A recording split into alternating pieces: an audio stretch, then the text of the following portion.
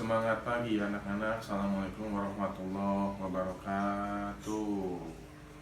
Mudah-mudahan anak-anak diberi kesehatan semuanya di masa pandemi ini ya. Nah, biasanya kita bertatap muka. Nah, untuk hari ini kita belajar daring karena situasi kondisi corona yang tidak memungkinkan ya.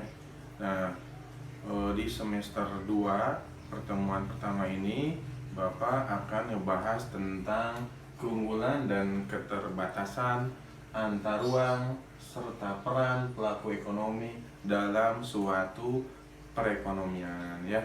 Makanya kalian tetap di rumah, ikuti video ini mudah-mudahan dan harus memahami apa yang dijelaskan sama video ini ya.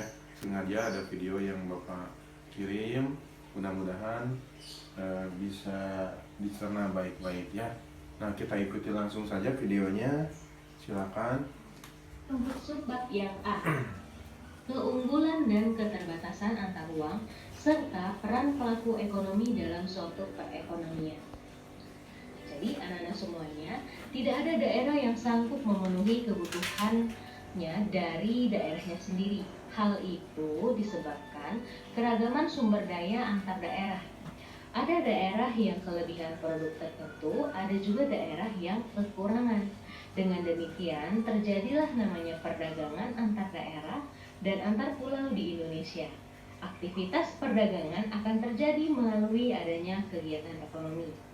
Kegiatan ekonomi akan berjalan jika ada pelaku-pelaku yang menjalankan kegiatan ekonomi, yaitu yang meliputi rumah tangga keluarga, rumah tangga perusahaan, rumah tangga pemerintah, dan rumah tangga luar negeri. Dengan keunggulan dan keterbatasan suatu daerah yang disebabkan karena potensi daerah akan timbul namanya permintaan dan penawaran, serta perdagangan. Untuk pengembangan perdagangan diperlukan penguatan produk unggulan dari suatu daerah atau negara, seperti penguatan ekonomi maritim dan agrikultur untuk negara kita Indonesia. Pengembangan di dua sektor tersebut akan meningkatkan pendapatan nasional. Lalu, pendapatan yang diperoleh suatu negara akan didistribusikan kembali untuk kepentingan masyarakat yang pada akhirnya akan meningkatkan kesejahteraan masyarakat. Jadi, inti materi untuk pada bab kali ini adalah yang pertama, keunggulan dan keterbatasan antar ruang. Yang kedua, peran pelaku ekonomi. Yang ketiga, perdagangan antar pulau dan perdagangan antar negara.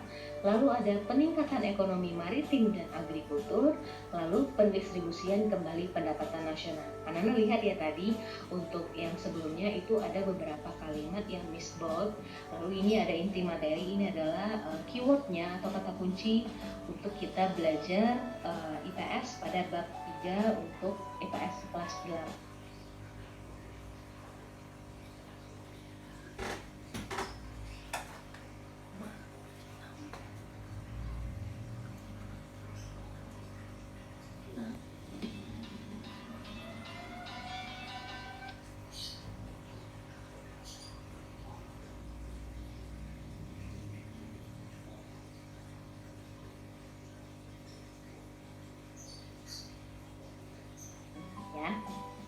Nah, langsung saja kita masuk materi yang pertama tentang keunggulan dan keterbatasan antar ruang dalam permintaan, penawaran, dan teknologi.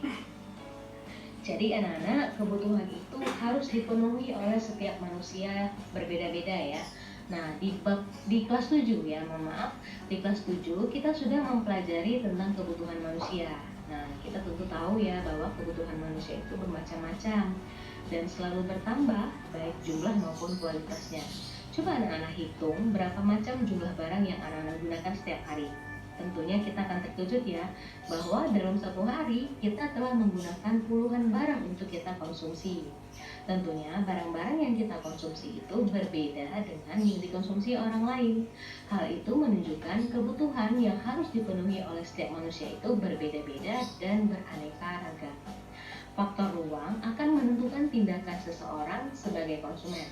Masyarakat kota memiliki perilaku konsumsi yang berbeda jika dibandingkan dengan masyarakat desa, pegunungan, atau masyarakat pesisir pantai. Demikian pula tindakan atau perilakunya dalam mengalokasikan sumber daya yang ada. Ya, Barang dan jasa yang dibutuhkan manusia sebagian besar berasal dihasilkan oleh manusia dan hanya sebagian kecil yang disediakan langsung oleh alam. Oleh karena itu, manusia harus melakukan kegiatan untuk menghasilkan barang dan jasa yang biasa disebut dengan istilah produksi. Salah satu yang menjadi alasan adanya interaksi antar ruang adalah perbedaan potensi dan sumber daya alam yang dimiliki. Indonesia merupakan salah satu negara yang kaya akan sumber daya alam. Sumber daya alam yang tersebar di Indonesia memiliki manfaat yang besar bagi kehidupan manusia. Ini adalah contoh sumber daya alam dan persebarannya di wilayah Indonesia. Nah, di sini ada Pulau Sumatera, itu ada Provinsi Aceh, Sumatera Utara, Sumatera Barat, Riau, Kepulauan Riau, dan selanjutnya. Masing-masing provinsi tentunya memiliki sumber daya alamnya yang berbeda-beda. Ya, lalu di Pulau Sulawesi ada Sulawesi Utara, Sulawesi Tengah, Sulawesi Tenggara, Gorontalo itu tentunya juga berbeda-beda. Lalu ada Maluku dan Papua dan selanjutnya. Ini adalah contoh beberapa pulau yang ada di Indonesia. Oke. Nah, persebaran sumber daya alam antara satu daerah dengan daerah yang lainnya berbeda-beda. Satu daerah dapat dikenal sebagai penghasil barang tambang, akan tetapi daerah lain juga dapat dikenal sebagai penghasil hasil hutan atau pertanian. Perbedaan potensi inilah yang dapat mengakibatkan terjadinya permintaan dan penawaran yang menimbulkan namanya aktivitas perdagangan. Perbedaan potensi daerah ini juga menyebabkan perbedaan keunggulan masing-masing daerah. Setiap daerah memiliki keunggulan komparatif tersendiri. Contohnya Lampung memproduksi kopi, sedangkan Jawa Barat memproduksi beras. Lampung dapat memproduksi kopi secara efisien dan murah. Demikian pula Jawa Barat dapat memproduksi beras secara efisien. Dengan demikian, Lampung memiliki keunggulan komparatif dalam memproduksi kopi, sementara Jawa Barat memiliki keunggulan komparatif dalam memproduksi beras. Jadi anak-anak jangan lupa ya, ada aktivitas perdagangan sehingga menghasilkan kegiatan ekonomi yang semua itu dilakukan oleh pelaku-pelaku ekonomi. Nah, pelaku-pelaku ekonomi ini akan kita bahas di video pembahasan kita untuk minggu depan. Jadi anak-anak kesimpulannya, aktivitas perdagangan akan terjadi jika ada produk yang diperdagangkan. Untuk menghasilkan produk perlu dilakukan kegiatan produksi yang merupakan salah satu kegiatan ekonomi.